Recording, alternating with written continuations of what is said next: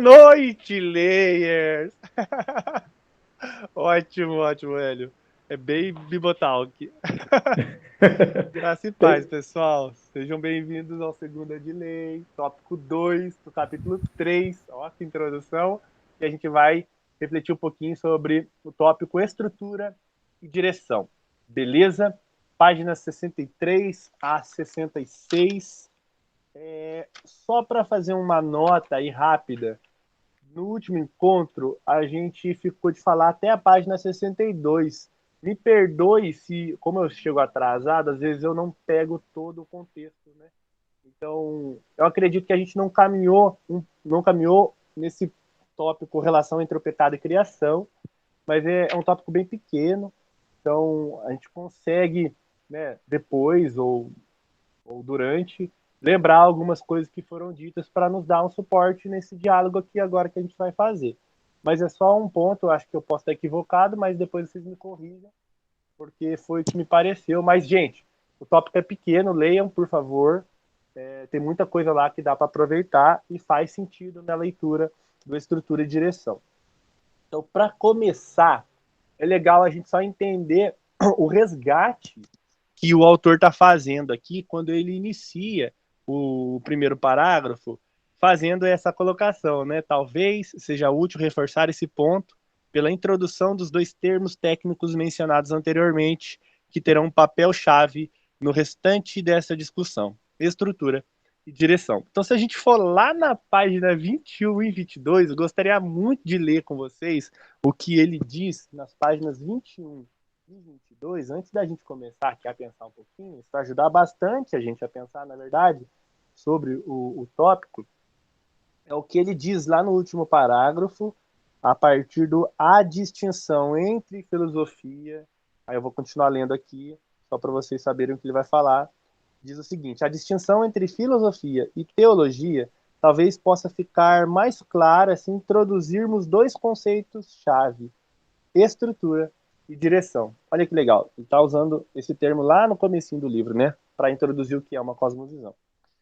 Aí ele continua: a filosofia pode ser descrita como aquela disciplina científica abrangente, orientada para a integralidade, cujo foco está na estrutura das coisas, ou seja, na unidade e diversidade das coisas criadas.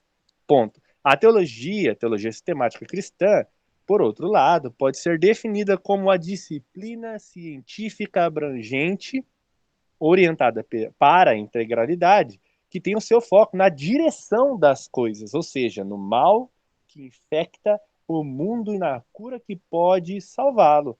Continuando, a filosofia cristã olha para a criação à luz das categorias, página 22, básicas da Bíblia. A teologia cristã olha para a Bíblia à luz das categorias básicas da criação. E um fechamento que é muito importante, sempre você tem em vista a ideia fundamental que é a cosmovisão aí. Ele vai dizer: uma cosmovisão, por contraste, está igualmente preocupada tanto com as questões estruturais quanto com as direcionais. Ela não tem a diferenciação de foco características das disciplinas científicas abrangentes.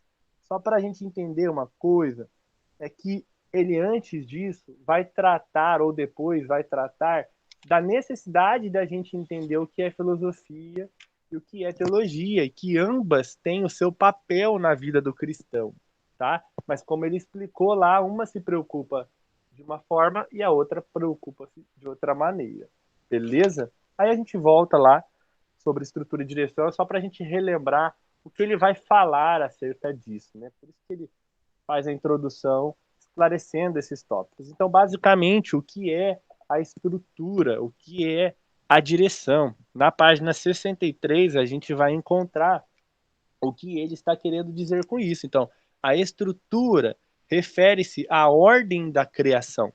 Beleza, gente? A estrutura se refere à ordem da criação, né?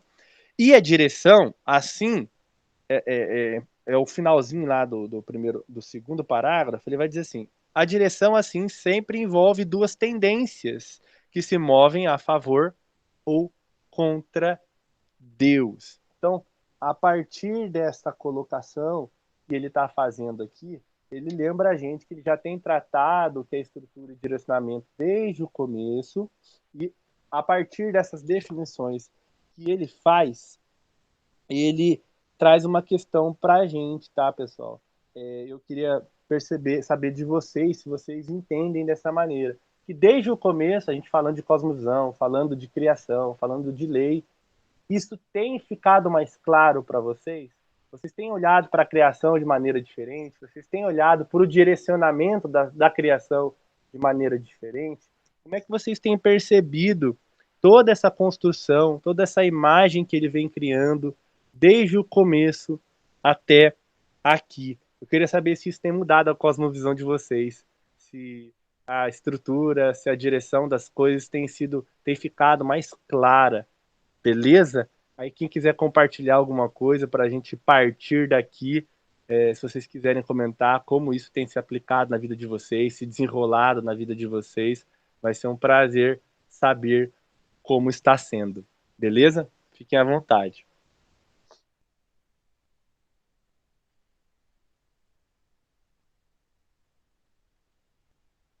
Um de cada vez, né? Como a gente até trocou uma ideia antes, uma das coisas que esse livro mais me pega nessa questão de estrutura e direção é perceber que a estrutura original dos projetos, mesmo que o seu resultado não seja bom, perfeito e agradável, a estrutura básica é sempre a partir da criação de Deus, que é essa questão da praça. Eu lembro que antes de ler o livro, eu e minha esposa passávamos por lá, porque tem um lugar que a gente gosta de comer, inclusive eu gosto mais que ela, e a gente ia para esse quiosque comer e a gente ficava olhando a praça falando, cara, não tem nada a ver isso que acontece aqui. E a gente olhava sempre para a natureza caída e não para o projeto bom. A gente olhava sempre para a direção que aquilo tomou, que ia para distante de Deus, e não para a estrutura. A partir da visão, da cosmovisão restaurada, e isso eu estou falando de uma praça, mas isso tem se aplicado à questão musical, à questão de trabalho, a tudo. Se a estrutura é boa, o direcionamento quem dá são as pessoas. E a cosmovisão restaurada, ela vai trazer o quê? A restauração das coisas. Se toda a natureza anseia pela manifestação dos filhos, tudo aquilo que não tem um direcionamento para Deus anseia para que a gente se posicione e traga Deus para esses lugares. Isso é o que o livro mais tem transformado em mim, nos meus olhos, tem derrubado escamas em vários processos que antes eu entregava e falava, Satanás tomou de conta, hoje não, Satanás vai perder a partir de hoje. Boa, Ellen. Falando de estrutura, né? Eu me lembrei, né, do versículo bíblico que fala que nós temos que estruturar nossa casa na rocha e não na areia. Eu me lembrei bastante disso. E porque também a nossa estrutura dentro da nossa cosmovisão, a nossa filosofia, a nossa teologia, é algo que eu tenho conversado bastante com os meninos, é que ela não é muito racionalmente humanamente, racionalmente, filosoficamente explicável, né? Porque aí a gente tem que ver o direcionamento da nossa estrutura em Deus e ver igual eu estava falando hoje, a gente estava fazendo nosso devocional, a gente estava falando sobre a percepção que todo ser humano tem de Deus através da criação, né? Não para salvação, mas de que existe um Deus e que é, nós somos realmente responsáveis pelas nossas decisões, porque o homem ele tenta, por exemplo, salvar a natureza, né? Porque ele sabe que a destruição da natureza é má, embora ele não entenda o conceito teológico ou profundo, ou real mesmo, até mesmo real, do que significa lutar por uma terra sadia, né? Mas ainda assim eles enxergam que é mal a destruição do meio ambiente e eles correm atrás disso. Então, existe uma percepção de estrutural de Deus, né? independente se são escolhidos ou não, se serão salvos ou não, para todo ser humano, né? E essa ordem, eu falei para, né, eu falo para ele, falei assim, ó, a partir do momento que a gente entende que nossa mente é finita, a nossa mente é limitada e 100% corrompida, só isso para o ser humano deveria bastar para ele buscar a Deus, né? Mas não é suficiente, porque não tem o conhecimento de Deus, embora tenha a percepção e o entendimento de que existe um Deus criacional, né? Então, aonde a estrutura cristã ela está? Na razão, na fé, na na, na, na, na razão ou na fé, Na porque emoção? na emoção, né? Nós achamos aqui um ponto que dá para gente, ou uma das pessoas estão muito ligadas no sobrenatural, eu era uma dessas pessoas que se não houvesse um sobrenatural, Deus não estava ali no meio, não conseguia ver o extraordinário do ordinário, né? E são linhas divisórias. A nossa estrutura é a maneira de vermos a criação de Deus ou vermos Deus na criação debaixo de uma visão salvífica, regenerada, restaurada já, é, é, é diferente da estrutura de quem tem só a percepção de Deus. Então, acho que isso é muito importante.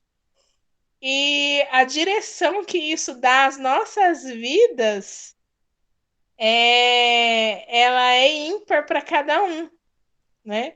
Porque mesmo nós sendo cristãos, salvos no Senhor, o entendimento de Deus, a revelação pessoal de Deus, nos leva a uma vida individual com o Senhor que nos leva a direções juntas e diferentes ao mesmo tempo, unificadas e diferentes, né? Porque Deus eu acho isso uma das coisas mais belas. E quando você reúne todas um pouquinho dessas direções, aquele que é mais focado na oração e aquele que é mais focado puramente na palavra, aquele que é mais focado puramente no poder, aquele, entendeu? Quando você faz essa junção, parece que a gente se completa, gente. É uma coisa assim muito boa.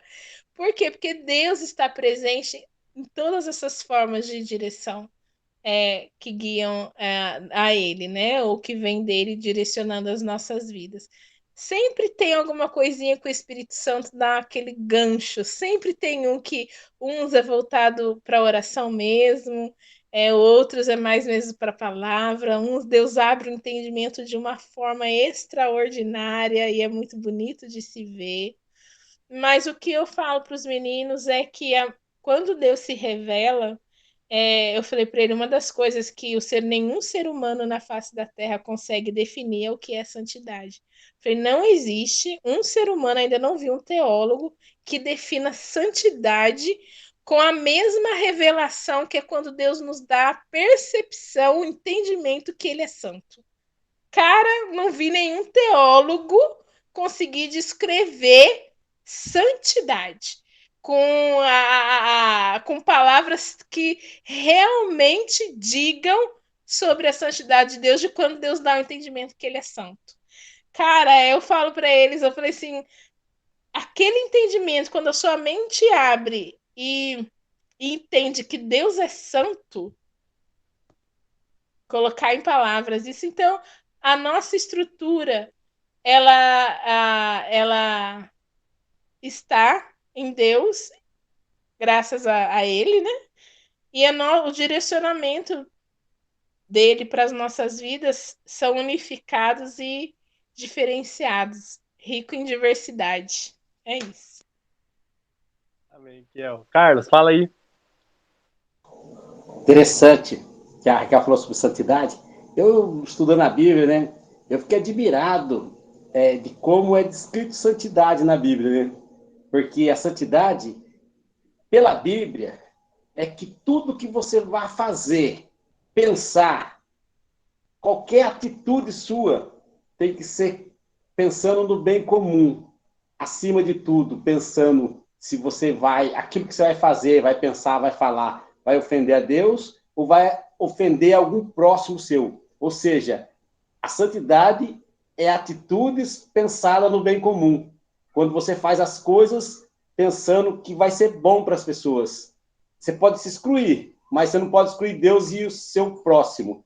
É isso que a Bíblia diz de santidade. Às vezes eu falo, eu sou santo, sou santo. Tudo bem, se você, tudo que você fizer, você pensa, Deus vai gostar, vai ser bom, vai ser de acordo com Deus, vai ferir alguém, não vai machucar ninguém, vai ser legal para todo mundo. Se você pensar dessa maneira antes de agir, você está buscando a santidade. A Bíblia ensina dessa maneira. Eu achei até legal a Raquel falando, porque é o que a Bíblia diz. Santidade é atitudes pensadas no bem comum. Amém. Não são aparências, né? Se trata de essência. E a essência, ela traduz, né, em atos reais, assim.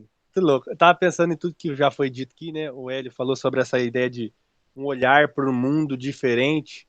A gente, o homem caído, ele tende a olhar a humanidade sempre, né, de cabeça para baixo. Ele nunca está em pé diante dela, né? Ele nunca quer olhar ela da maneira que ela é, mesmo porque é aquilo que a Raquel falou. Deus é percebido, né? E Deus, ele tá ali, mas a gente não o adora, a gente não o reconhece como o Deus da criação, como o Senhor ali soberano sobre todas as questões, porque existe isso mesmo que ela falou, um problema estrutural e um problema direcional, né? Eu acho interessante, porque a Kel falou sobre essa questão da vida no espírito, né? Daquela coisa do extraordinário, né? Que a gente, de fato, vê por aí e tal. Eu não sei se vocês já passaram por isso. Eu já vi crentes, assim, muito preocupados em falar que o terremoto foi um castigo de Deus, mas o nascer do sol não faz tanto sentido para ele, né? Ele consegue ver o juízo de Deus no terremoto, mas ele não consegue ver a beleza de Deus no pôr do sol. Então, eu acho que quando existe esse problema estrutural que a Kel estava falando, né, que o mundo acaba confundindo, não sabe muito bem como enxergar o mundo, né, que era até um problema do L, foi um problema meu, acredito que foi um problema de todo mundo aqui. O direcionamento das coisas, eles são muito confusos, né? A gente não tem um direcionamento que, como ele vai dizer mais para frente, fiel às escrituras, né? Fidedigno à palavra de Deus. E aí entra na questão da santidade, que é muito legal, porque não se trata muito do que eu estou fazendo, mas do porquê eu estou fazendo, né? O pastor Alan, ele comentou algo parecido, né? O pastor reverendo Eufrásio também, ontem no domingo, enfim. Hélio, só vou esperar o Samuca falar e tu fala, beleza? Samuca? Não, mas o Hélio levantou a mão primeiro. Ah, foi? Eu achei que era. Foi. Por favor, então. Democracia aqui. Manda, Hélio. Tá com o áudio. Calma aí. É porque eu vim aqui no quarto. Tem uma das orações que eu tenho ela colada no meu guarda-roupa. E aí ela vai em direção a isso que a gente está falando, que é número 6. Calma aí. Número 6, 24 e 25. Yahvé, o Eterno, te abençoe e te guarda. Faça o Senhor resplandecer o seu rosto sobre ti e te agracie. Que o Eterno revele a ti a sua face de amor e te conceda a paz. Que o Eterno te revele a ti, cara, que ele revele a sua face de amor e te conceda paz. Então, esse não é um problema nosso de hoje, olhar para Deus e ver o juízo, mas não ver que Deus ama a gente e não ver que a criação dele é um ato de amor, que ele não ter nos exterminado no momento do pecado é um ato de amor, que ele nos restaurar é um ato de amor, e a gente, por isso, a gente perde muita graça de Deus, a gente vê muito julgamento, a gente vê muita condenação, porque a gente carrega muito isso, porque a gente vê muito aquilo que a gente alimenta. Cara, a gente está alimentando aqui de Deus na criação restaurada, e isso transforma a nossa visão pelo que a gente se alimenta, pelo pão de cada dia, né? Então, quando falou sobre isso, para mim veio essa questão que não é de hoje que há uma dificuldade em ver. Por isso que quando Cristo veio, o choque foi tão grande. E até hoje, quando você põe Cristo assim na mesa, muitas vezes, mesmo dentro da igreja, infelizmente, vai ter choque. E aí você tem que saber se portar com amor e não com condenação, porque às vezes a gente se enche tanto de Deus, que aí a gente já vai entrar no lugar de Saul, que por se encher demais falou assim: não, Samuel, você não vai agora sacrificar para Deus, não sacrifica para mim, que o exército está ali. Se você não sacrificar para nós aqui, minha imagem vai ficar feia. E a gente pega o altar, a gente pega o trono. Por quê? Porque muitas vezes a gente não tem a visão como a cosmovisão restaurada, e quando a gente é cheio de Deus, muitas vezes acontece a gente se encher de si e achar que Deus é só um detalhe na minha vida. Eu que sou o cara que conquistou tudo isso. Então, é uma batalha longa, né? Tá aí, Samuel, pode falar. Bacana. Legal essa história dessa oração, porque me fez lembrar também do texto que eu li hoje, em Salmos 14, né? Que começa dizendo: Disse o nécio no seu coração, não há Deus. Tem se corrompido, fazem-se abomináveis suas obras, não há ninguém que faça o bem, né? E a gente já vê logo essa relação entre a estrutura e a direção, né? Deus estrutura tudo bem, como a Raquel bem colocou lá, né? Todas as coisas mostram a Deus, né? Como Romanos vai dizer também, mas o ser humano está sempre tentando alterar. E é interessante que a direção que o homem toma contra Deus sempre é querendo subverter a própria estrutura da criação, né? Querendo subverter a própria estrutura que Deus criou. Então, o simples fato como o Carlos colocou aqui, né? De eu não honrar a Deus naquilo que eu faço, de eu não honrar o meu próximo naquilo que eu faço. Eu tô querendo subverter aquilo que é estrutural, sabe? Eu tô querendo subverter com a minha direção, eu tô tentando subverter aquilo que é estrutura, sabe? Só que eu nunca consigo, por quê? Isso tá nesse ponto, nesse tópico aqui que a gente acabou esquecendo na semana passada. Eu acabei esquecendo semana passada aqui, né? E na página 62 aí, no segundo parágrafo, ele diz assim, ó: um ser humano após a queda, embora uma imitação grotesca da humanidade, ainda é um ser humano, não um animal. A escola humanista ainda é uma escola. Um relacionamento rompido ainda é um relacionamento. Um pensamento confuso ainda é um pensamento. Em cada caso, o que na criação caída ainda é, aponta para a bondade duradoura da criação. Ou seja, para a fidelidade de Deus em sustentar a ordem criada a despeito da devastação do pecado. A criação não será suprimida em qualquer sentido final.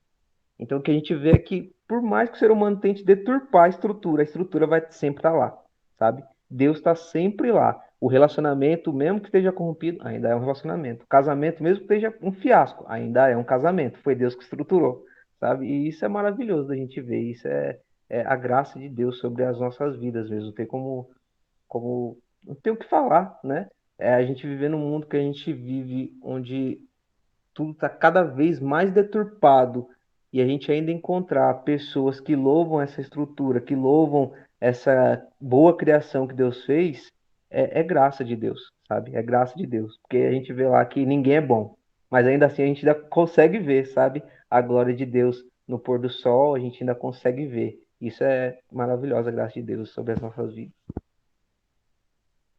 Amém. Muito louco, né? Porque a gente não consegue mudar aquilo que Deus criou. Não tem uma passagem que diz que o homem não pode desfazer aquilo que Deus ajuntou, né? Quando ele vai falar do casamento, aquilo que Deus uniu. Deus não pode, o homem não pode separar. Assim, ele separa, mas a ideia é que o que Deus faz, a sua estrutura, toda a instituição estipulada e definida por ele, nós não temos capacidades, por mais corrompida que ela esteja por conta do pecado, nós não temos essa capacidade, né? E viver enganados acerca disso é não ser santo, né, Carlos? É não sermos santos, né? É não viver em santidade, porque viver em santidade corresponde a uma vida em obediência e total dedicação e direcionamento de glória, de louvores para Deus, não para nós, né? Eu vou viver meu casamento assim porque me faz melhor, me faz bem, né? Viver dessa maneira contrária à de Deus. Isso está totalmente errado, corrompido, fora da curva, né? Por assim dizer. Então vamos seguir? Beleza. Agora tem um ponto muito importante, a gente já está fazendo isso, que é falar do pecado. A gente precisa deixar claro para o mundo o problema do pecado, né? E a gente consegue. Ah, o Eric só mandou uma mensagem aqui, gente. Perdão, ele hoje eu não estou muito bem de saúde. Então, no final a gente ora pelo Eric. Se alguém puder comentar aí no grupo depois, por gentileza.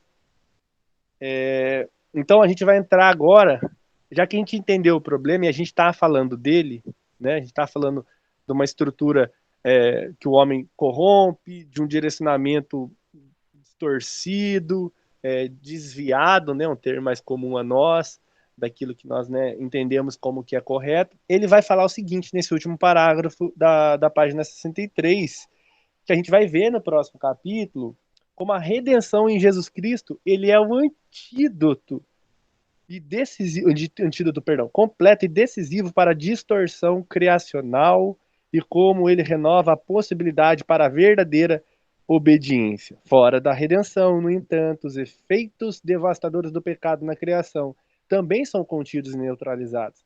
Deus não permite a desobediência do homem conforme a sua criação num caos absoluto. Só para a gente também pontuar isso que é muito legal. A nossa leitura, né, do livro, ele tem caminhado da seguinte forma, né? A narrativa é essa: criação, queda e redenção. Se vocês forem olhar os três tópicos, os três capítulos do meio, é exatamente isso, tá lá. A gente entende que é cosmovisão, depois fala de queda, fala de redenção, perdão, fala de criação, queda e redenção. Então ele vai trazer isso, olha, o problema é esse, tá? Deus criou, o problema é esse e a solução é essa. A solução é Cristo. Né? E ele deixa isso muito claro para nós. Então, sempre importante a gente entender a narrativa das Escrituras, que ela também é criação, queda, redenção. Mas aí a gente olha para a redenção e a gente vê que ela foi firmada antes de qualquer ato criativo de Deus, né? De qualquer fiat ou fiat do qual nós tanto debatemos lá. Então, a gente vai ler agora o primeiro tópico, o primeiro parágrafo aí da página 64, para a gente entender a figura que ele usa para poder explicar o que está acontecendo. Eu achei muito interessante. Não tinha visto essa aplicação, mas eu tinha visto em outra situação. Acho que, não sei se foi Lutero ou Calvino que usou essa referência do cachorro, né? Enfim, para o diabo, enfim. Mas ele faz uma referência muito legal à ideia da criação. A criação é como uma corrente que mantém um cachorro feroz sob controle. Se não fosse pela corrente, o cachorro, a humanidade caída, escaparia, causando um dano incalculável e provavelmente provocando a própria destruição. A redenção nessa imagem é o poder misterioso pelo qual o dono do cachorro persuade a se tornar amigável e cooperador, para que não mais force a corrente, mas busque direção nela. Cara, assim, a gente tá vendo que o problema é grande, a gente tá vendo que a dificuldade, ela é visível, o pecado tá aí, né? Mas o Deus de toda a criação, ele não perde o controle, né? Ele ainda se revela como aquele que doma e controla e mantém tudo, né, no seu devido lugar, ainda que muita coisa errada aconteça. Então, ele vai deixar essa relação, né, entre esses dois, entre essas duas realidades, né, a criação, a direção e quem toma conta disso tudo, e o que Cristo traz como luz para resolver toda essa bagunça. Vamos seguir aqui, mas se alguém quiser comentar alguma coisa sobre essa referência que ele faz, fiquem à vontade, viu? Por favor. Só fazer uma pontuação rápida. Fala, Ed. Aqui ele fala o seguinte, né? E provavelmente provocando a própria destruição. Aqui a gente pode tranquilamente riscar o provavelmente e colocar no lugar o certamente. Sim. Porque o homem certamente causará a própria destruição se distanciar de Deus. Exato. Exatamente.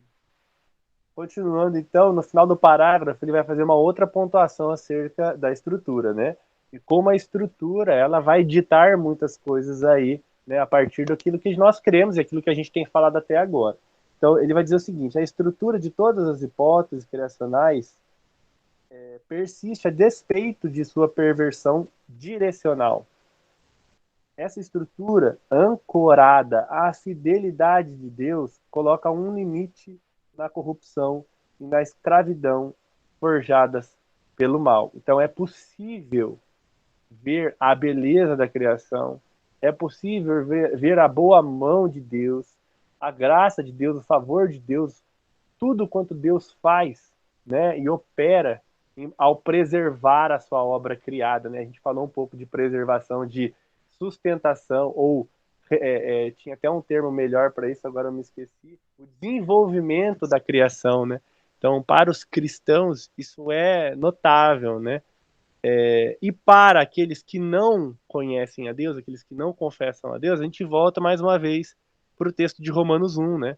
Para o texto em que vai dizer para nós que por causa da criação, simplesmente, os homens são indesculpáveis. Porque os homens não tributam glórias ao Deus Criador, porque pervertem a criação.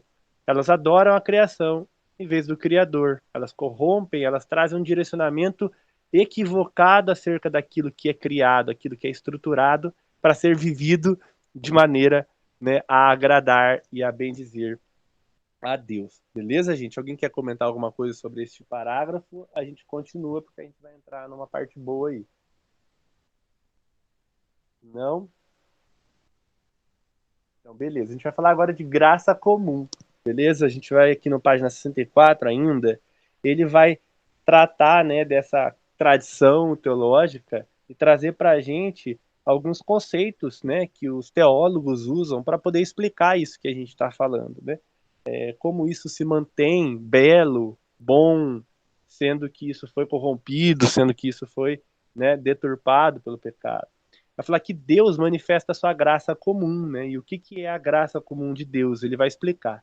Por causa da bondade de Deus para com todos os homens e mulheres, tanto crentes como não crentes, a fidelidade divina à criação ainda produz frutos na vida pessoal, social e cultural da humanidade.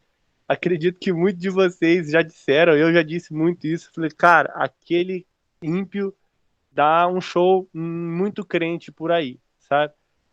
Aquele ateu, aquele pagão, ele é muito mais comprometido com a religião, com a seita, com a filosofia de vida dele, do que nós para com Deus.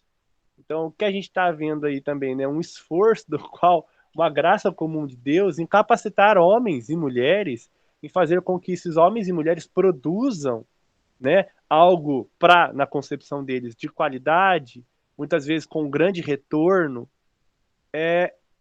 pela graça comum, pela graça que Deus dispensa sobre a vida deles, né?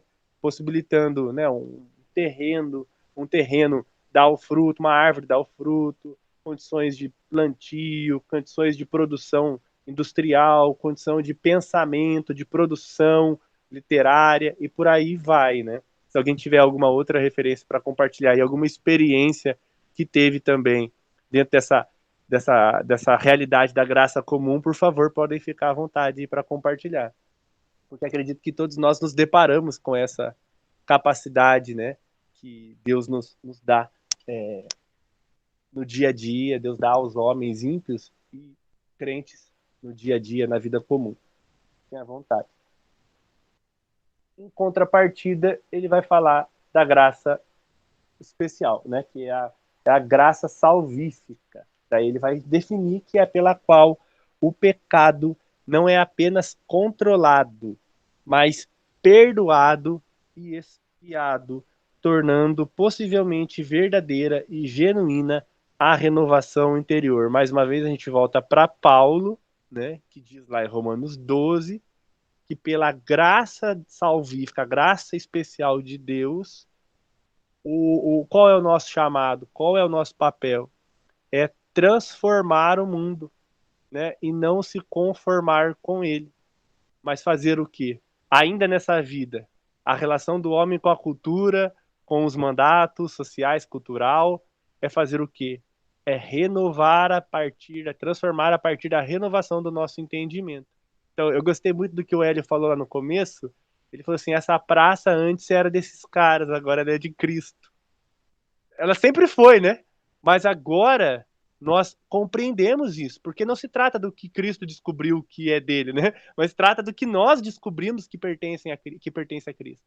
Então, aonde nós vamos, o que nós fazemos em nome de Jesus, nós declaramos uma verdade que já estava ali. Aqui sempre foi de Cristo, né? Essa realidade pertence a Ele, todas as coisas foram criadas nele, por Ele e para Ele. Então, é muito legal a gente perceber isso, porque é uma verdade. Falta o quê? Esse agir, né? Falta essa boa obra que o Hélio foi realizar lá, da qual Deus preparou de antemão para que ele, para que eu e para que vocês aqui andassem, né? E executassem pela graça dele. Beleza? Alguém quer comentar alguma coisa sobre graça comum e graça especial que faltou aqui ser pontuado? Por favor, se expressem aí, compartilhem com a gente alguma observação. Antes, eu acreditava que essa graça comum, né, eu não chamava assim, mas era a porção dos homens aqui na Terra, porque a graça comum, ela tá falando de pessoas mais assim, uma visão da gente voltada para os não salvos, né? Mas que tem a graça do Senhor sobre a vida deles. Então, eu entendia como a porção deles do conhecimento da aproximação de Deus, porque é só isso que eles vão ter, né, aqui na Terra, porque a eternidade é no inferno, a ausência total de Deus, né, entregue completamente, sem limites, à sua iniquidade. Eu estava uma coisa assim bem tensa, você meditar aí sobre o inferno, o que vai ser o inferno, não no que se refere a lago de fogo, mas no que se refere às pessoas que estarão lá e quem estará lá. É uma coisa assim aterrorizante. Então, a graça comum, ela é a revelação, faz parte da revelação de Deus a toda a humanidade, né? Seja de forma, pode colocar perceptiva, e é a porção de cada um. A graça comum também, ela se manifesta, a gente pode ver o salmista reclamando bastante, né? Da pessoa que se dá bem. Você não tá A vendo que prosperidade nem que eu dos tô ímpios, fazendo né? aqui? Eu tô sendo honesto, o outro tá sendo desonesto e o outro é que tá se dando bem, né? Como eu já ouvi isso, gente do céu. Isso não vale, não dá. Por que Deus não faz alguma coisa, né? Por que é o perverso que se dá bem? Então, o salmista também questiona Deus com relação a isso, a graça comum. A gente se sente meio que afrontado com a graça comum. Ele não merece nem a sua graça comum, Senhor. E isso também se traduz na nossa iniquidade, né? Porque somos egoístas, né? Nosso egoísmo, infelizmente. Mas a gente se sente bem incomodado, principalmente quando a gente está inserido no contexto, quando a graça comum de Deus é revelada na vida do ímpio, e o ímpio está agindo como ímpio, ele não é a graça comum manifesta, por exemplo, assim, com bondade. Eu conheço pessoas de um coração assim tão benevolente, tão bom, tão gracioso, pessoas com personalidades assim que você fala, nossa, só precisava de Jesus. Precisa de tudo, na verdade, né? Mas a personalidade da pessoa é de um encanto, gente. A maneira, a pessoa tem a graça de vencer cada coisa, pecado até mesmo, e que a gente às vezes tem tanta dificuldade, a pessoa passa por aquilo. Eu me deparo também, né, que eu conheço muitas mulheres, eu me deparo muito com isso também. A graça comum até mesmo, para se distanciar mesmo de pecado, gente. Isso, a gente passa até vergonha, Laís, é mais ou menos por aí mesmo.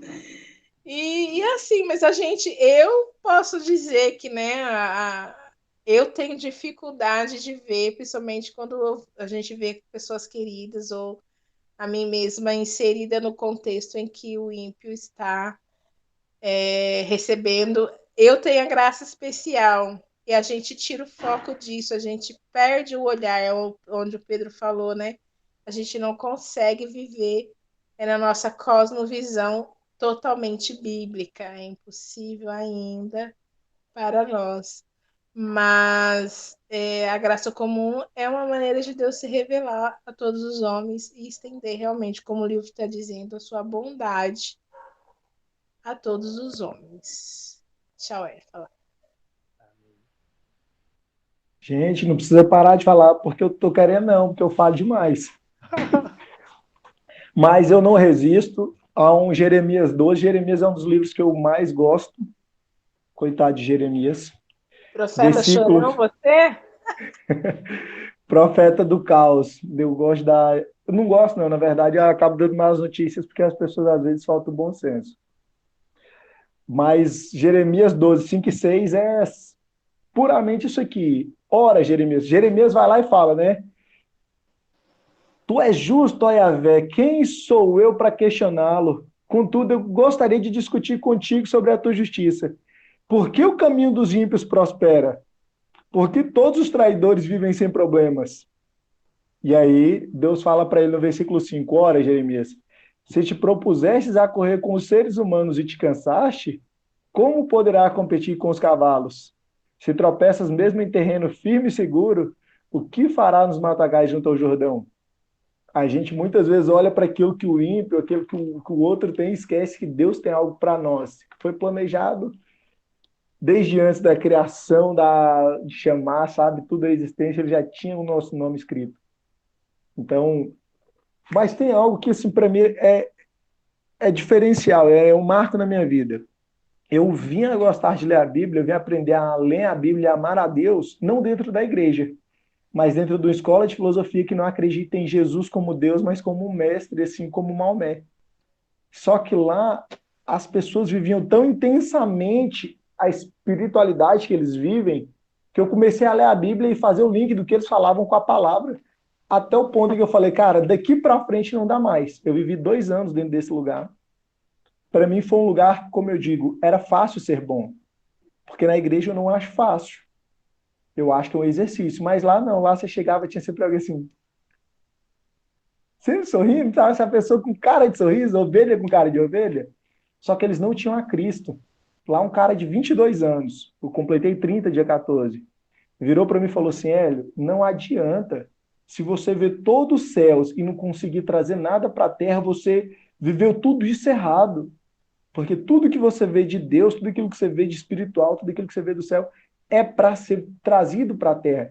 Tudo aquilo que a gente lê sobre a restauração é para trazer para a natureza caída.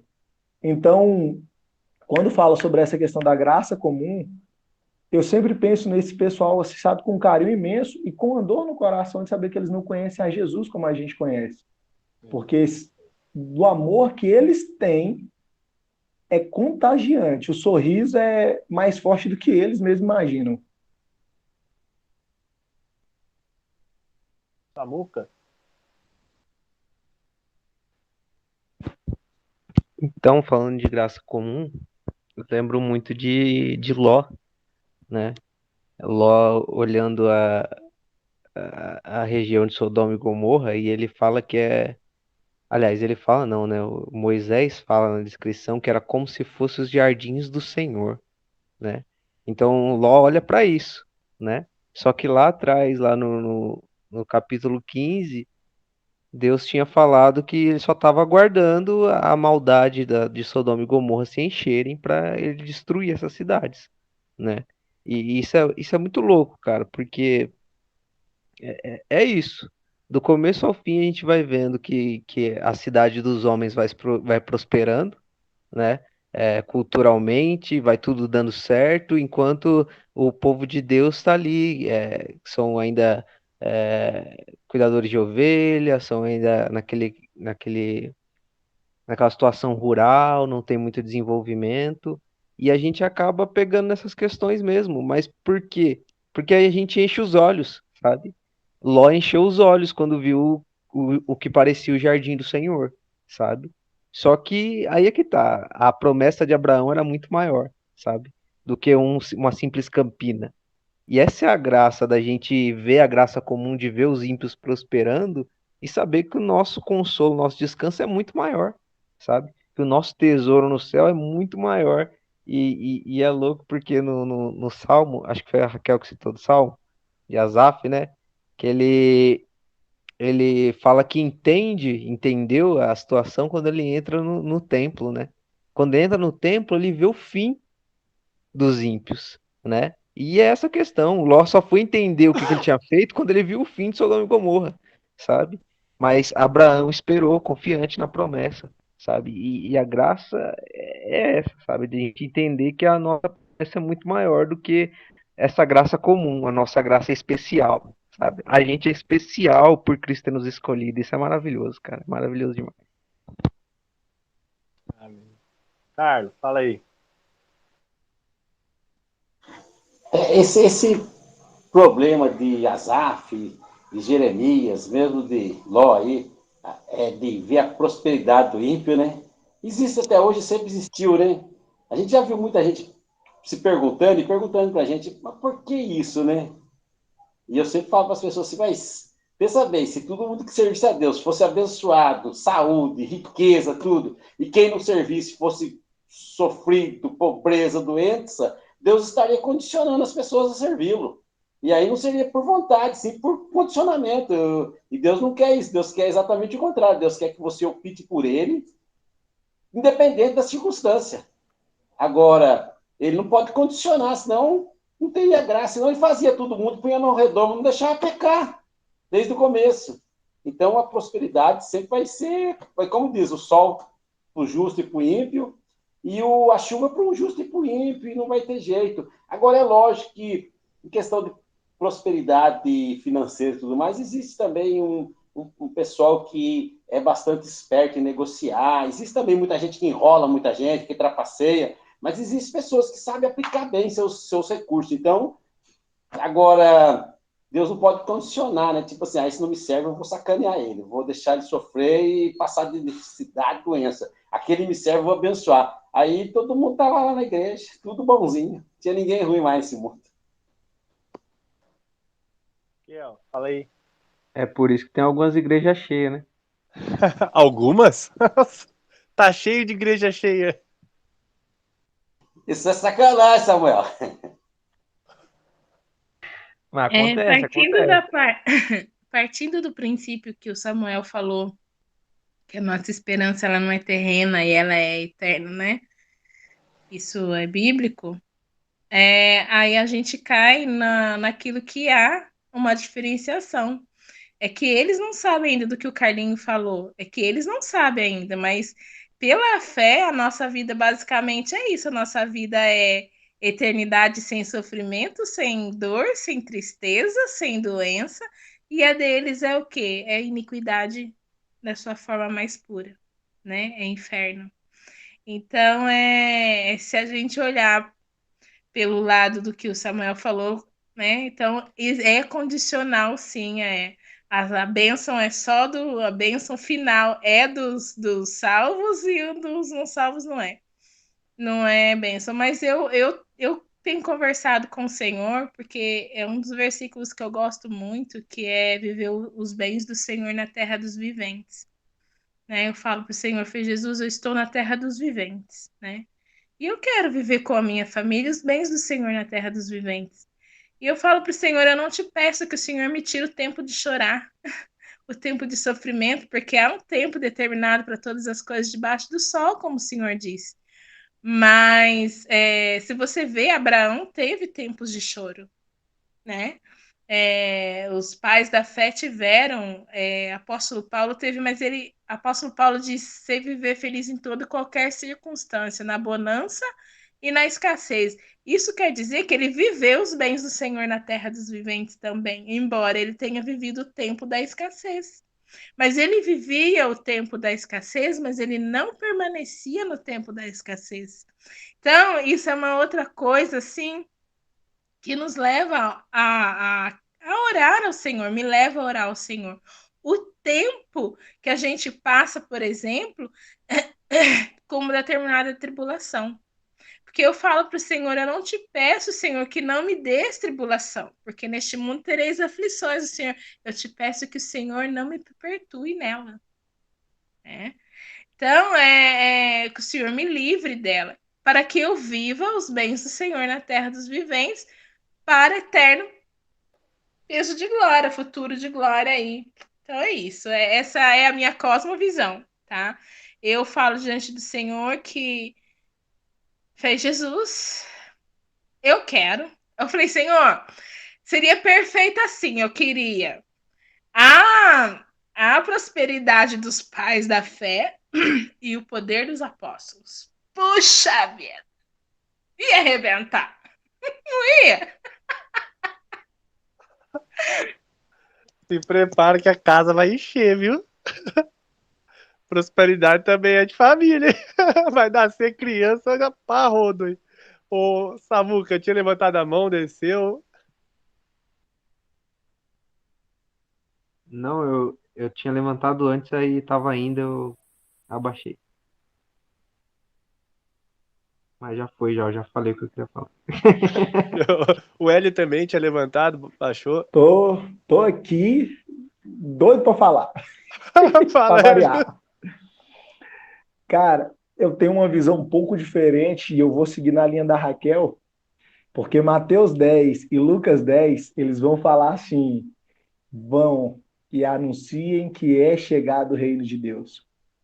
Sabe? Todas as. Assim, normalmente eu oro bastante na hora do almoço, e são raras as vezes que eu não falo, Deus abre as portas do reino para que a gente, sabe, não só entre, mas esteja diante de ti. Porque nós vivemos uma vida ruim, como o Carlos falou, tem gente que usa da maldade para enganar outras pessoas, mas as pessoas que são enganadas normalmente são enganadas pela maldade do coração delas. Quando você vê uma proposta de uma pirâmide, quem cai na proposta da pirâmide é quem é ganancioso e acha que vai multiplicar ali só, sem o esforço e sem o trabalho. Então, no momento em que nós deixamos, sábado eu preguei na minha igreja, na rede de jovens, e olhando para a galera de 15, 16 anos, eu falei, Senhor, dai-nos uma vida sem pecado, mas dai-nos a entender que uma vida sem pecado não é uma vida sem graça, é uma vida sem dor. Porque a hora que você entra na vontade de Deus, você entra numa vontade boa, perfeita e agradável. E aí é o que a Raquel falou, cara, a gente vai ter aflição, mas nós teremos bom ânimo, porque ele já venceu. É você passar pela doença. Tem uma mulher da nossa igreja que a mãe dela está com câncer e a família está descabelando e ela está em paz. Por quê? Porque se a mãe dela viver, glória a Deus. Se a mãe dela descansar, glória a Deus. Então, o lugar do reino de Deus, o lugar da presença do Senhor. A grande questão é, os princípios estão aí. Todos podem seguir. Se você for ver quando roubam a arca da aliança lá no Antigo Testamento, depois de Josué, eu não lembro o livro, o que eles fizeram? Eles falam, sede forte e corajoso. O mesmo princípio que foi falado 3 vezes para Josué só no primeiro capítulo, eles vão e utilizam do princípio de Deus para trazer a arca da aliança diante deles.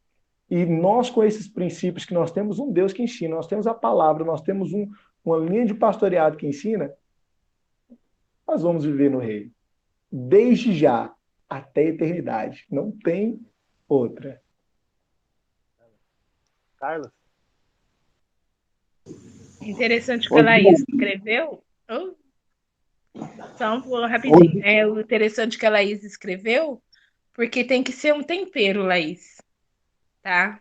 Um tempero muito bem dosado e não uma vida de sofrimento, né? Então é um equilíbrio, né? Nós não estamos pedindo que o céu seja na terra. Não é isso que eu peço para o Senhor, porque nós aceitamos as nossas aflições de forma pedagógica, com certeza. Mas tem que ser de forma temperada também. Temperinho aí tem que ser além do temperinho do nível de sabor, mas temperada, regrada. Senhor, tem misericórdia. E tudo isso se traduz em graça. Você sabe que a Raquel falou sobre o céu na terra, o céu em cima lá, né? Eu acho que céu é um estado de espírito. Onde Deus está comigo, eu estou no céu. Não importa o lugar que seja. É mais, para mim, eu acredito que essa terra vai ser tudo renovada e nós iremos ficar por aqui mesmo. Eu só peço a Deus que Ele me permita morar na beira da praia de onda para ficar surfando o tempo inteiro. Eu não quero ficar nem trabalhando nem nada. Eu quero ficar quieto lá. Mas não precisa mais que isso. Não sou que nem um amigo meu, que ele... Falei para ele assim, acho que a gente não... Ele falou assim, depois a gente for para o céu, a gente vai voar. Eu falei, acho que não. Ele falou, mas eu quero voar. Eu falei, mas você não vai voar, pensa bem, se todo mundo voar, Deus não vai conseguir arrebanhar tudo. Um vai estar em Júpiter, outro em Marte, não vai dar. Ele falou, não, mas se for para ir lá sem voar, eu não quero ir. Ele falou para mim, acho que eu não vai voar lá, não. Mas é interessante que realmente o reino de Deus é chegar até nós. Eu vivo o reino aqui. O sofrimento para o cristão não é regra, não é regra. Tipo assim, todos os cristãos têm que sofrer? Não, não é regra. As coisas para nós parecem um pouco mais difícil mesmo, porque para a gente ver o agir de Deus. Senão você não tem graça, senão você não consegue nem ver Deus no negócio. É tão fácil que eu mesmo faço sozinho. Então você tem que ver o agir de Deus. Por isso as coisas às vezes se tornam um pouco mais penosa, mas não é regra. Aí eu sei disso. Você fala assim, mas existe lá que Jesus falou, no mundo tereis aflição, tem de bom ânimo. Ele falou lá, né, no final, em João 16, 33. Tenho-vos dito isso para que em mim tenhais paz, no mundo tereis aflição, mas tem de bom ânimo porque eu venci o mundo. Eu pensando no mundo tereis aflição, eu penso que a aflição ali, que Jesus falou, eu venci o mundo. Eu tenho que pensar mais ou menos assim, o que Jesus venceu? O que afligia Cristo? Não é as mesmas coisas que me afligem. O que afligia Cristo, eu acredito que seja a condição humana, o pecado. É isso que tem que afligir o crente. O que tem que afligir o crente é olhar para esse mundo e falar, meu Deus, tá ruim. Não a falta de pão. Isso não pode afligir o crente, porque Deus multiplica o pão. Isso não afligia Cristo. Eu estou sendo meio radical, mas assim, eu acho, é o meu entendimento. No mundo tereis aflição, tem de bom ânimo, eu venci o mundo. Ah, Senhor, está faltando pão. Isso deixa a gente triste? Deixa. Mas eu tenho um Deus que multiplica pão. Agora, a condição pecaminosa do mundo, isso tem que afligir o crente. Tem que tocar o nosso coração e falar, meu Deus. Lembra aquele que Jesus falou assim, e as portas do inferno não prevalecerão contra a igreja? A gente pensa que a igreja ia atacar. Não, que o inferno ia atacar a igreja. É o contrário. As portas lá não podem nos deter. Nós temos que arrebentá-las e resgatar as almas que estão lá dentro. As portas do inferno não vão prevalecer contra a igreja vai bater e vai derrubar.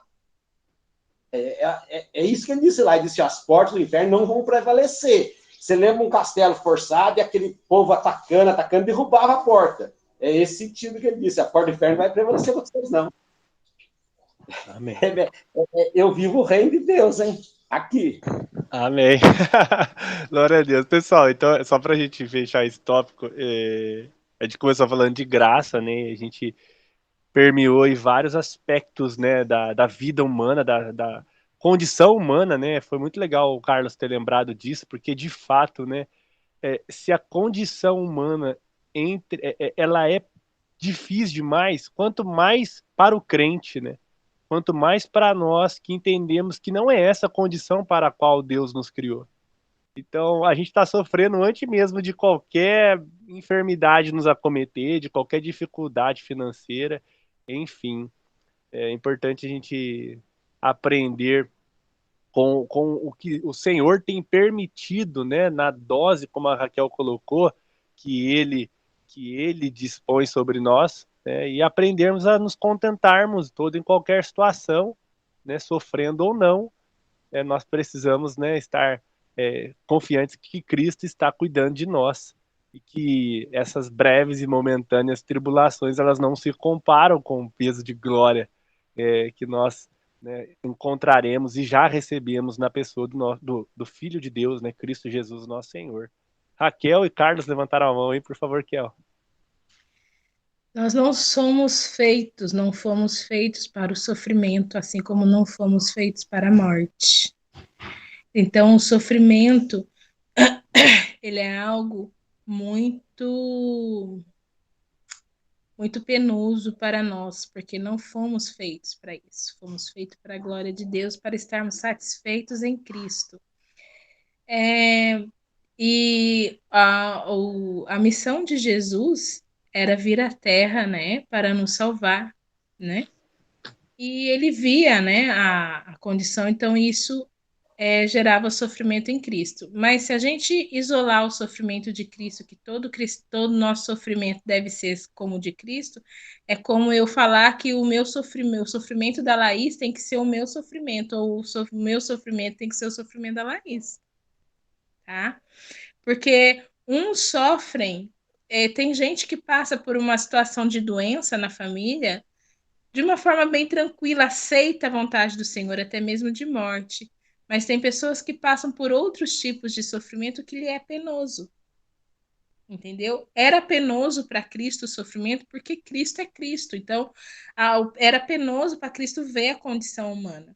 Entendeu? Mas não deva, nós não devemos sofrer pela condição humana, porque todo cristão sofre. Todo cristão sofre, né? Mas não desprezar o sofrimento pessoal também de cada um, entendeu? Porque é segundo a graça assim, comum de Deus ou a graça especial, entendeu? É segundo a graça de Deus ao suportarmos o sofrimento. E lembrando sempre, por que o sofrimento é tão penoso? Por que é tão difícil para a gente até mesmo aceitar a vontade de Deus no sofrimento? Porque não fomos feitos para o sofrimento, gente. Não fomos criados para isso. Fomos criados para ser plenamente satisfeitos em Deus, em Cristo. E ter alegria constante. Então, eu acho que seria um ponto válido e meu horário já deu. Valeu, Kiel. Carlos vai complementar, Carlos?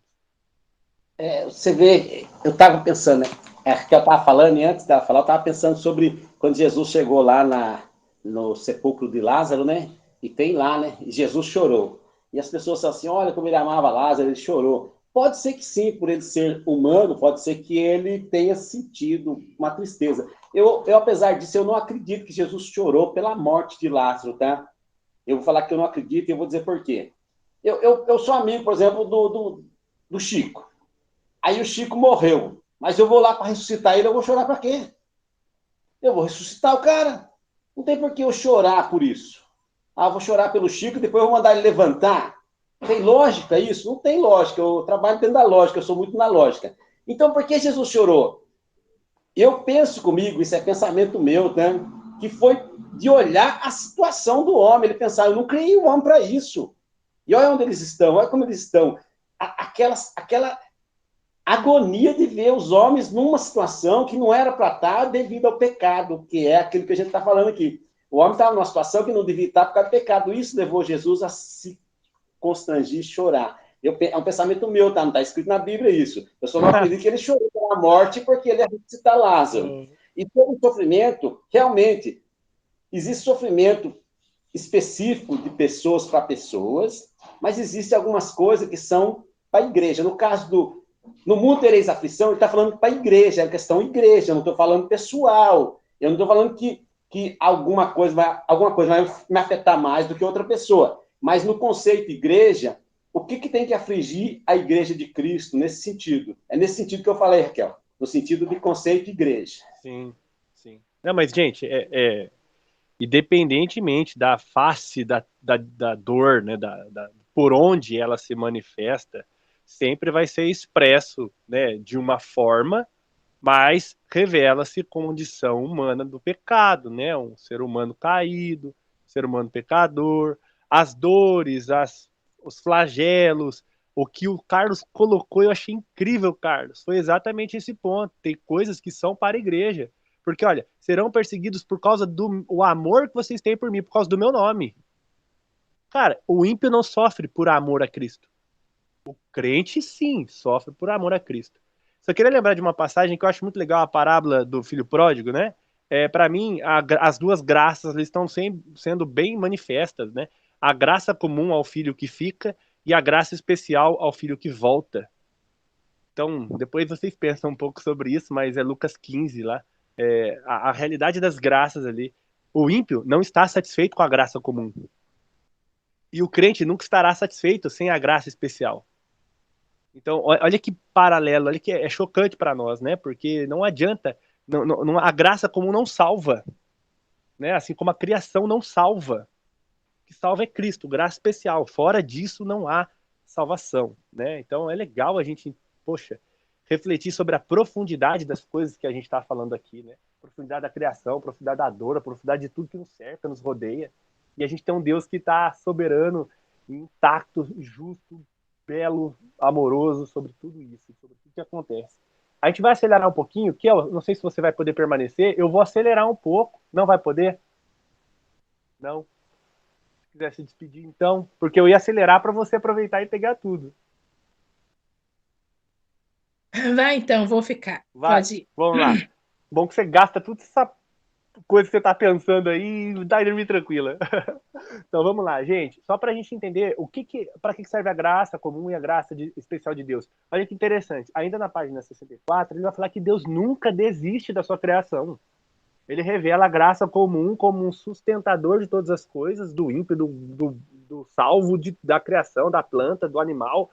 E ele revela a graça especial como algo para manifestar o seu poder e a sua vontade de maneira soberana e dar testemunho da sua santidade, do seu propósito, do seu plano de salvação. Enfim, aí a gente vai ler o seguinte: a gente não pode confundir as coisas, né? Aí ele fala, a gente devemos chamar a atenção para o fato de que a precisa distinção entre estrutura e direção é da maior importância para a visão de mundo bíblico. Por isso que a Raquel comentou lá atrás, falou assim, mas eu estou ouvindo todo mundo falar sobre isso, todo mundo fala a mesma coisa, porque isso é muito importante. Lembra quando a gente começou falando sobre cosmovisão? Aí todo mundo fala sobre cosmovisão, porque é muito importante, então a gente tem que falar mesmo, né?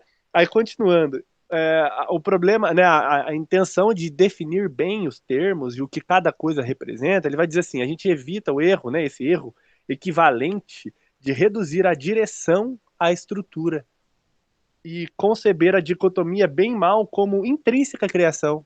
Né? A gente colocou uma criação boa, uma criação mal, uma realidade boa, uma realidade mal, a gente começa a dicotomizar tudo e a gente está errado quando a gente faz isso. Né? Aí ele coloca aqui, o resultado é que algo na boa criação é declarado mal. Cara, a gente está declarando mal a criação de Deus. Olha que loucura, né?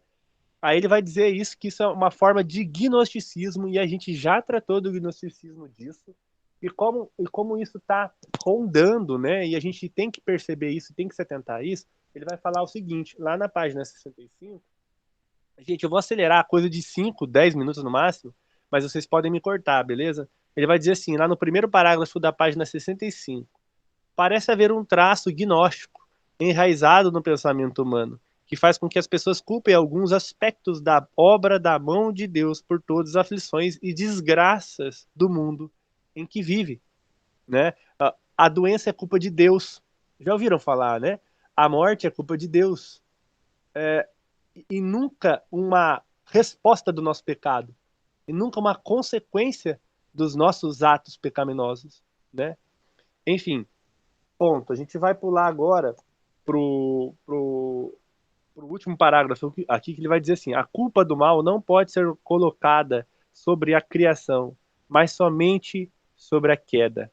A gente comentou agora há pouco, acho que a Raquel até tinha saído, como é importante a gente falar sobre a queda, sobre a corrupção do homem, sobre a natureza caída, porque é o que ele colocou lá atrás, porque a gente vai entender que a redenção é a obra de Jesus Cristo de restaurar toda essa realidade, toda a natureza, toda a obra criada. Mais uma vez, afirmando o ponto, cara, para a gente entender o que é esse mal, o que é essa realidade.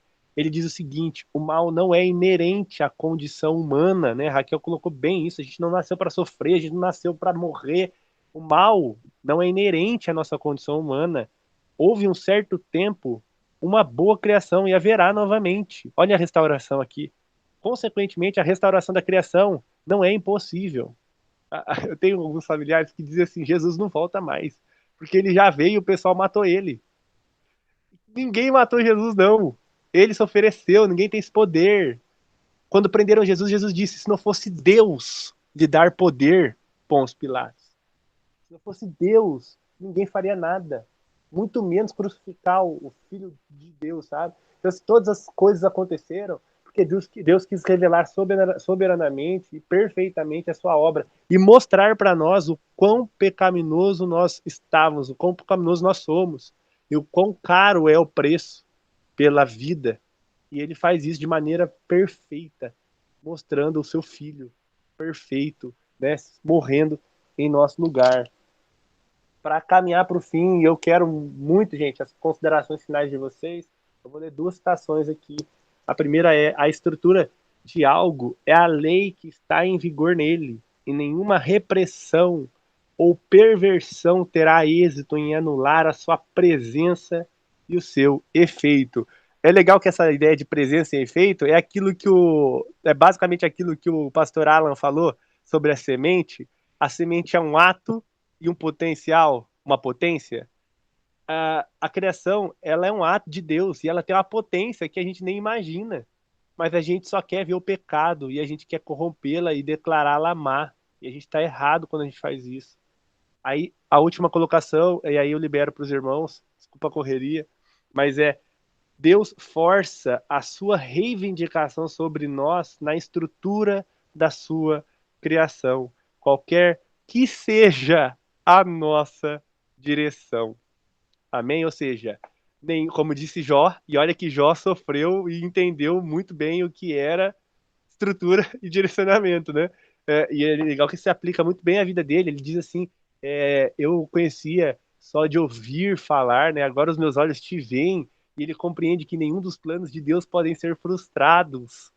Ou seja, não era o que Jó fazia, o que os filhos deles faziam, o que os amigos disseram ou não que aconteceu, mas o que o propósito de Deus queria revelar sobre a vida dele e para nós acerca da obra de salvação de Cristo Jesus, em Cristo Jesus. Então, pessoal, fica aí, né, esse passando, essa visão panorâmica sobre estrutura e direção, e como Deus, né, se revela em todas essas coisas. E quem quiser, por favor, fazer as suas considerações finais, por gentileza, fiquem à vontade. Pode mandar bala aí, gente. Querem ler outro trecho, por favor, fiquem à vontade também. É a hora de vocês colocarem aí suas impressões finais. Eu acho que o pessoal só fala depois que eu falo. Eles já ficam meio esperando. Você que abre a porteira. É o menino da porteira. Já é goiano, da terra do sertanejo, ainda menino por aí, rapaz, pronto, ficou pronto. A viola nas costas, dançando. Então, irmãos, assim, hoje, por uma coincidência, um dos amigos que eu tenho aqui, assim, um irmão na fé mesmo, ele estava comentando sobre falando que Deus tem compromisso com o mal porque condena os filhos dele ao inferno. E aí, na hora, estava na correria do trabalho e muita coisa eu não conseguia se esclarecer. E eu vejo o quanto que ter esse alinhamento da cosmovisão, essa compreensão, esse alimento sólido aqui, transforma a nossa vida, sabe? A gente muitas vezes olha e fala, cara, o que está acontecendo? Porque muita gente ainda está no leite. E eu sou um cara grato à vida de cada um de vocês, sabe? Por aturar a gente nesse período de maturidade. Porque a partir do momento que a gente passa a olhar para a criação boa de Deus e passa a olhar para a gente como criação boa, e por mais que tenha uma distorção, uma perversão a partir do pecado, há um chamado para que a gente volte e para que a gente realmente restaure as coisas ao nosso redor a partir dessa bondade. Isso é transformador, isso é alimento sólido, e eu sou realmente assim, grato por estar participando desse projeto. Amém. Que é isso para hoje. Que beleza. Obrigado, Hélio, pelas palavras. É um prazer mesmo. A cada irmão que agrega, né, ao grupo, a gente tem assim, uma alegria mesmo imensa em poder dizer que, cara, a gente só ganha com isso, né? A gente só tem a agradecer assim, pela vida de cada um. Carlos. Na escola dominical, ontem você falou, né? Foi excelente, né? O pastor Alan falando do ser humano, inclusive falou, humano vem de humus, terra. Quanto mais você volta ao pó da terra, mais humano você se torna. O homem deixou de ser humano e passou a ser um animal, guiado por instinto, né? Porque o humano é fazer as coisas certas, ele estava falando lá, mas é uma coisa que ele falou lá na hora, você lembra? Ele falou assim, qual parte do corpo da gente que é descartável, que você fala assim, eu vou cortar, isso aqui não vai me fazer falta e tal, né? Ele falou alguma coisa sobre isso, né? Na hora que ele falou, E eu pensei no negócio que eu falei, meu Deus, né? E eu pensei na unha, né? Eu falei, a unha a gente corta e cresce, corta e cresce. Aí quando falou, Deus, aqui fala assim, né? Deus força sua reivindicação sobre nós na estrutura da criação. Eu pensando na estrutura da criação num todo, e pensando na unha por parte dessa estrutura, pô, se a pessoa pensar bem, não tem como você ver a unha crescer e cortar, ver crescer e cortar, você vai pensar, existe Deus, não tem como não existir Deus. É muito maravilhoso. Eu mordo a unha assim, daqui a pouco o olho tá grande de novo. Eu falei, meu Deus, de onde é que sai tanta unha? Deus existe.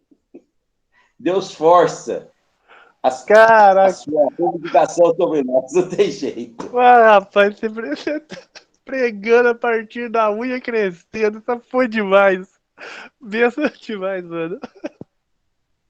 Gostei muito. Sério. Ai, cara, que incrível, mano. Incrível, incrível.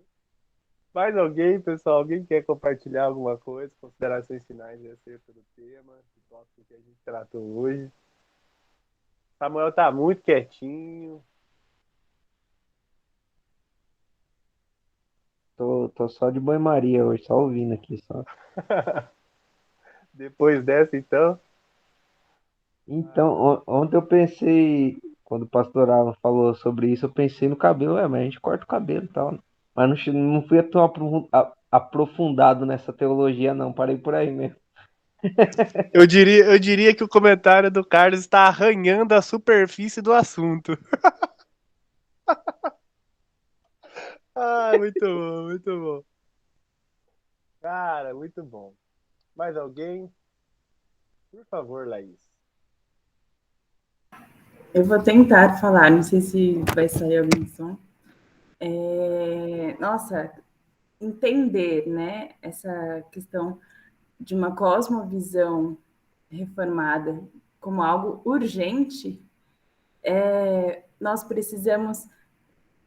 carecemos de deixar de ser míopes e conseguir ver a ação do Senhor, seja aqui enquanto estivermos peregrinando, para conseguirmos visualizar uma eternidade com o Senhor.